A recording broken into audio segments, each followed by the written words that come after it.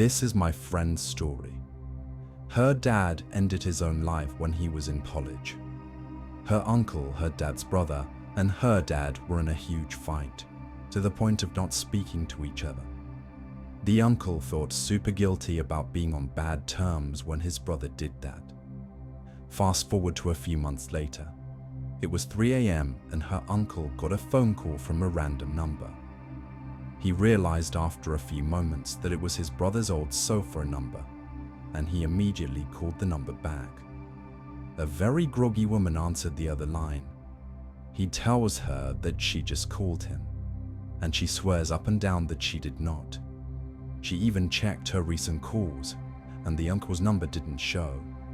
They were both pretty freaked out, but they hung up. Fast forward a few months later, the same thing happens. This time the uncle doesn't call her back.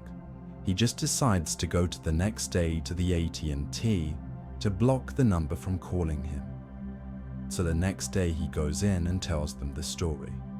The employee all of a sudden gets really quiet and sort of pale, and proceeds to tell my uncle that a few months ago, when the first phone call happened, the woman was so scared by his story, she asked for a different phone number. The phone number now belongs to no one and had been disconnected for months. They think that it was my dad's way of telling his brother that he forgave him.